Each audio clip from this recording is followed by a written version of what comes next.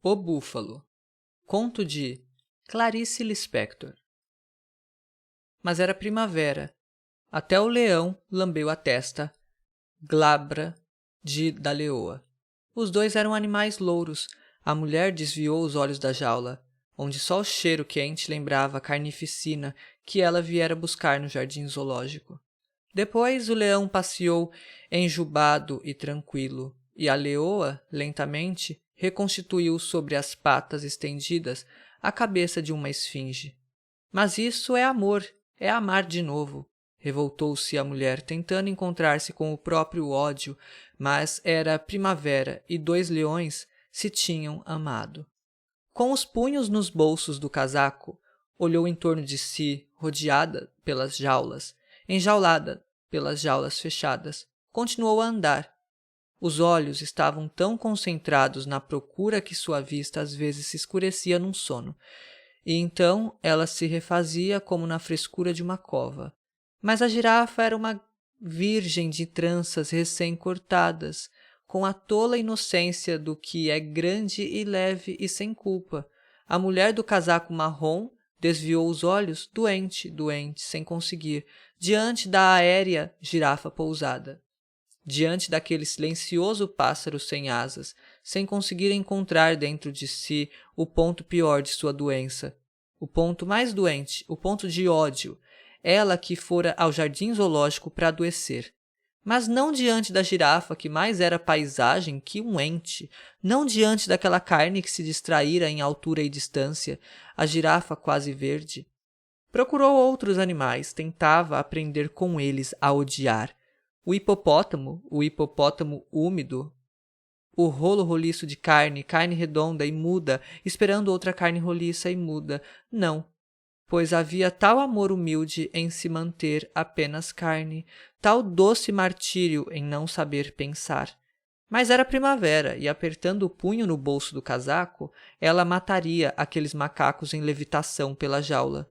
Macacos felizes como ervas, macacos se entrepulando suaves, a macaca com olhar resignado de amor e a outra macaca dando de mamar. Ela os mataria com 15 secas balas. Os dentes da mulher se apertaram até o maxilar doer. A nudez dos macacos, o mundo que não via perigo em ser nu. Ela mataria a nudez dos macacos. Um macaco também a olhou segurando as grades, os braços descarnados, abertos em crucifixo, o peito pelado, exposto sem orgulho. Mas não era no peito que ela mataria, era entre os olhos do macaco que ela mataria. Era entre aqueles olhos que a olhavam sem pestanejar. De repente, a mulher desviou o rosto. É que os olhos do macaco tinham um véu branco, gelatinoso, cobrindo a pupila. Nos olhos, a doçura da doença. Era um macaco velho. A mulher desviou o rosto, trancando entre os dentes um sentimento que ela não viera buscar. Apressou os passos, ainda voltou a cabeça espantada para o macaco de braços abertos. Ele continuava a olhar para a frente. Oh, não, não isso, pensou. E enquanto fugia, disse, Deus, me ensine somente a odiar. Eu te odeio, disse ela para um homem cujo crime único era o de não amá-la. Eu te odeio, disse muito apressada, mas não sabia sequer como fazia. Como cavar na terra até encontrar a água negra, como abrir passagem na terra dura e chegar jamais a si mesma. Andou pelo jardim zoológico, entre mães e crianças, mas o elefante suportava o próprio peso, aquele elefante inteiro a quem fora dado com uma simples pata esmagar. Mas que não esmagava, aquela potência que, no entanto, se deixaria docilmente conduzir a um circo, elefante de crianças, e os olhos, numa bondade de velho, presos dentro da grande carne herdada, o elefante oriental, também a primavera oriental, e tudo nascendo, tudo escorrendo pelo riacho. A mulher, então, experimentou o camelo em trapos, corcunda, mastigando a si próprio, entregue ao processo de conhecer a comida. Ela se sentiu fraca e cansada. Há 2 dias mal comia. Os grandes cílios empoeirados do camelo sobre olhos que se tinham dedicado à paciência de um artesanato inteiro. A paciência, a paciência, a paciência. Só isso ela encontrara na primavera ao vento. Lágrimas encheram os olhos da mulher, lágrimas que não correram, presas dentro da paciência de sua carne herdada. Somente o cheiro de poeira do camelo vinha de encontro ao que ela viera, ao ódio seco, não a lágrimas. Aproximou-se das barras do cercado, aspirou o pó daquele tapete velho onde sangue cinzento circulava, procurou a tepidez impura, o prazer percorreu suas costas até o mal-estar, mas não ainda o mal-estar que ela viera buscar. No estômago, contraiu-se em cólica de fome, a vontade de matar, mas não o camelo de estopa. Oh, Deus! Quem será meu par nesse mundo? Então, foi sozinha ter a sua violência. No pequeno parque de diversões do Jardim Zoológico, esperou meditativa na fila de namorados pela sua vez de se sentar no carro da montanha-russa. E ali estava agora sentada, quieta no casaco marrom. O banco ainda parado? A maquinaria da montanha-russa ainda parada? Os olhos, ainda parada, separada de todos no seu banco, parecia estar sentada numa igreja. Os olhos baixos viam o chão entre os trilhos, o chão onde simplesmente por amor, o amor, onde por puro amor nasciam entre os trilhos ervas de um verde leve tão tonto que a fez desviar os olhos em suplício de tentação. A brisa arrepiou-lhe os cabelos da nuca. Ela estremeceu, recusando, em tentação, recusando. Sempre tão mais fácil amar. Mas, de repente, foi aquele vôo de vísceras, aquela parada de um coração que se surpreende no ar, aquele espanto, a fúria vitoriosa com que o banco a precipitava no nada e, imediatamente, a soerguia como uma boneca de saia levantada, o profundo ressentimento com que ela se tornou mecânica, o corpo automaticamente alegre, o grito das namoradas, seu olhar ferido pela grande surpresa, a ofensa. Faziam dela o que queriam, a grande ofensa, o grito das namoradas, a enorme perplexidade de estar espasmodicamente brincando. Fazia dela o que queriam. De repente, sua candura exposta. Quantos minutos? Os minutos de um grito prolongado de trem na curva e a alegria de um novo mergulho no ar, insultando-a como um pontapé.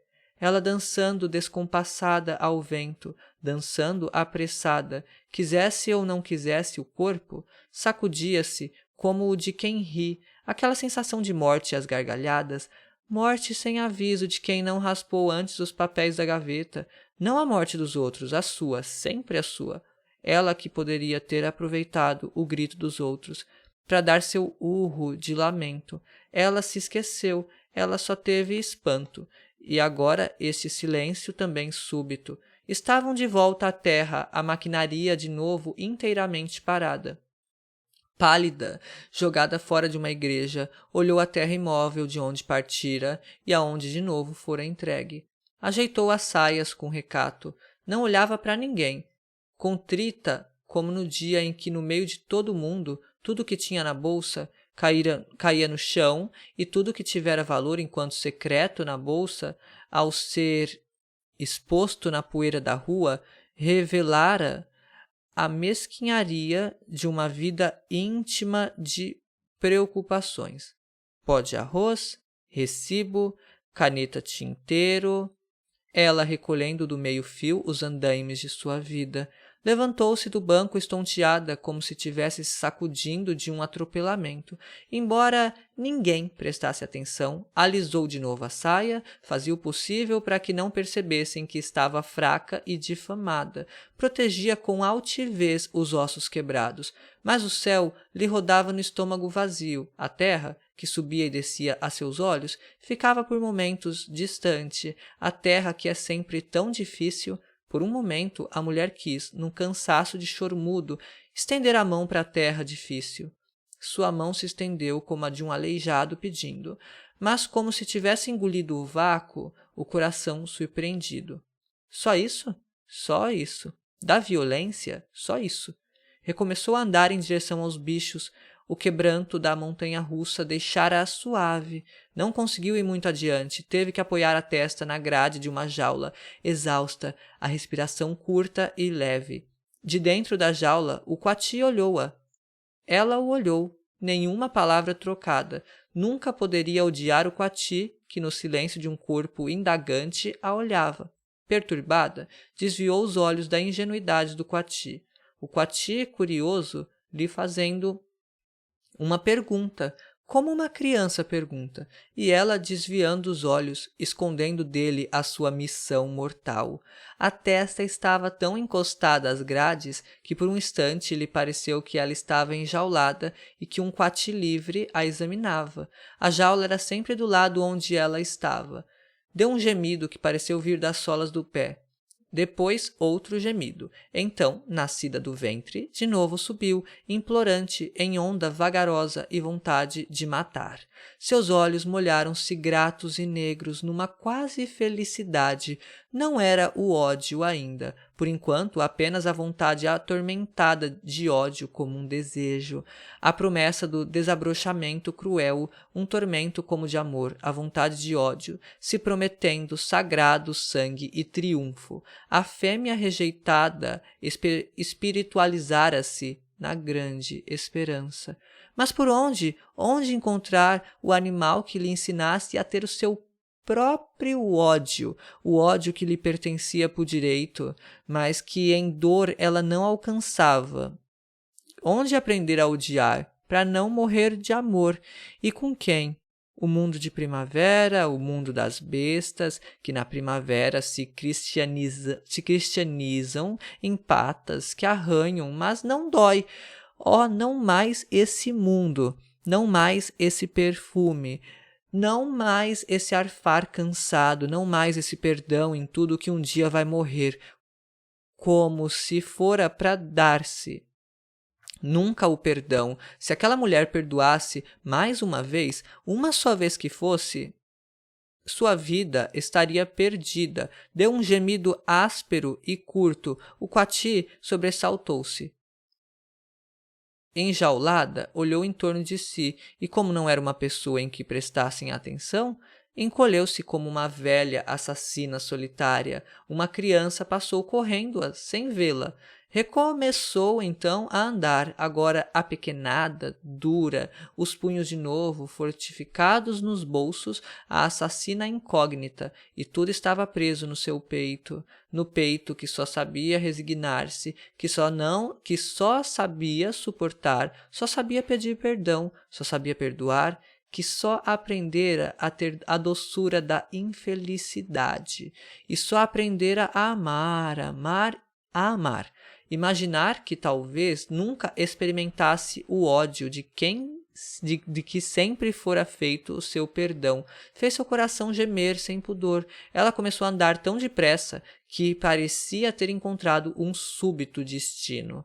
Quase corria, os sapatos a desequilibravam e davam-lhe uma fragilidade de corpo que de novo a reduzia fêmea de presa. Os passos tomaram mecanicamente o desespero implorante dos delicados. Ela que não passava de uma delicada. Mas pudesse tirar os sapatos, poderia evitar a alegria de andar descalça? Como não amar o chão em que se pisa? Gemeu de novo. Parou diante das barras de um cercado, encostou o rosto quente no enferrujado frio de ferro. De olhos profundamente fechados, enterrar a cara entre a dureza das grades. A cara tentava uma passagem impossível entre barras estreitas, assim como antes vira o macaco recém-nascido buscar na cegueira da fome o peito da macaca. Um conforto passageiro veio-lhe de modo como as grades pareceram odiá-la, opondo-lhe a resistência de um ferro gelado. Abriu os olhos devagar, os olhos vindo de sua própria escuridão. Nada viram na desmaiada luz da tarde. Ficou respirando. Aos poucos, recomeçou a enxergar. Aos poucos, as formas foram se solidificando. Ela, cansada, esmagada pela doçura de um cansaço. Sua cabeça ergueu-se em indagação para as árvores de brotos nascendo. Os olhos viram as pequenas nuvens brancas. Sem esperança, ouviu a leveza de um riacho. Abaixou de novo a cabeça e ficou olhando o búfalo ao longe, dentro de um casaco marrom, respirando sem interesse, ninguém interessado nela, ela não interessada em ninguém. Certa paz, enfim. A brisa mexendo nos cabelos da testa, como nos de pessoa recém-morta, de testa ainda suada, olhando com isenção aquele grande terreno seco rodeado de grades altas, o terreno do búfalo. O búfalo negro estava imóvel no fundo do terreno. Depois passeou ao longe, com os quadris estreitos, os quadris concentrados, o pescoço mais grosso que as ilhargas contraídas. Visto de frente, a grande cabeça, mais larga que o corpo, impedia a visão do resto do corpo, como uma cabeça decepada, e na cabeça os cornos. De longe, ele passeava devagar com seu torso. Era um búfalo negro, tão preto que à distância a cara não tinha traços. Sobre o negror, a alvura erguida dos cornos.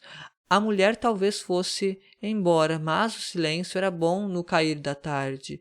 E no silêncio do cercado, os passos vagarosos, a poeira seca sob os cascos secos. De longe, no seu calmo passeio, o búfalo negro olhou a um instante. No instante seguinte, a mulher de novo viu apenas o duro músculo do corpo. Talvez não a tivesse olhado, não podia saber, porque das trevas da cabeça ela só distinguia os contornos, mas de novo ele pareceu tê-la visto ou sentido. A mulher aprumou um pouco a cabeça, recuou-a ligeiramente em desconfiança, mantendo o corpo imóvel, a cabeça recuada. Ela esperou, e mais uma vez, o búfalo pareceu notá-la. Como se ela não tivesse suportado sentir o que sentia, desviou subitamente o rosto e olhou uma árvore. Seu coração não bateu no peito. O coração batia oco entre o estômago e os intestinos. O búfalo deu outra volta lenta à poeira. A mulher apertou os dentes. O rosto todo doeu um pouco. O búfalo com torso preto, no entardecer luminoso, era um corpo enegrecido de tranquila raiva. A mulher suspirou devagar. Uma coisa branca espalhara-se dentro dela, branca como papel, fraca como papel, intensa como uma brancura. A morte zumbia nos seus ouvidos. Novos passos do búfalo trouxeram-na a si mesma, e em novo longo suspiro ela voltou à tona. Não sabia onde estivera. Estava de pé, muito débil, emergida daquela coisa branca e remota onde estivera, e de onde olhou de novo o búfalo. O búfalo agora maior, o búfalo negro. Ah, disse de repente com uma dor. O búfalo de costas para ela, imóvel. O rosto esbranquiçado da mulher não sabia como chamá-lo. Ah, disse provocando. Ah, disse ela. Seu rosto estava coberto de mortal brancura. O rosto, subitamente emagrecido, era de pureza e veneração. Ah! Instigou-o com os dentes apertados, mas de costas para ela, o búfalo, inteiramente imóvel, apanhou uma pedra no chão e jogou para dentro do cercado. A imobilidade do torso, mais negra ainda, se aquietou. A pedra rolou inútil.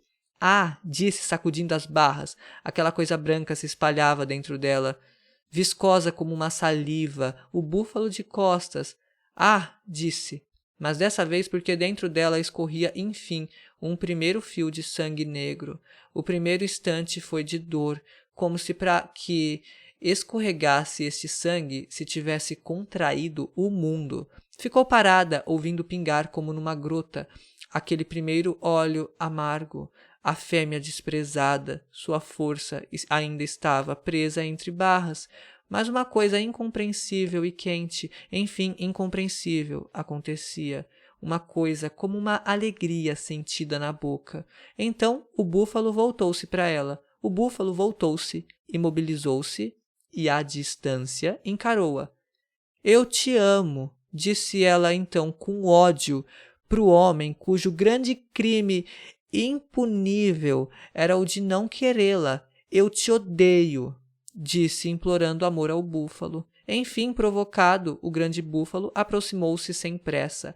Ele se aproximava, a poeira erguia-se. A mulher esperou de braços pendidos ao longo do casaco. Devagar ele se aproximava. Ela não recuou um só passo, até que ele chegou às grades e ali parou. Lá estavam o búfalo e a mulher, frente a frente. Ela não olhou a cara, nem a boca, nem os cornos. Olhou seus olhos e os olhos do búfalo. Os olhos olharam seus olhos. E uma palidez tão funda foi trocada que a mulher se entorpeceu, dormente, de pé em um sono profundo. Olhos pequenos e vermelhos a olhavam, os olhos do búfalo. A mulher tonteou surpreendida, lentamente meneava a cabeça. O búfalo calmo, lentamente a mulher meneava a cabeça. Espantada com o ódio com que o búfalo, tranquilo de ódio, a olhava, quase inocentada, meneando uma cabeça incrédula, a boca entreaberta. Inocente e curiosa, entrando cada vez mais fundo dentro daqueles olhos que sem pressa a fitavam, ingênua, num suspiro de sono, sem querer nem poder fugir, presa ao mútuo assassinato. Presa como se sua mão se tivesse grudado para sempre ao punhal que ela mesma cravara, presa enquanto escorregava enfeitiçada ao longo das grades, em tão lenta vertigem que, antes do corpo baquear macio, a mulher viu o céu inteiro e um búfalo.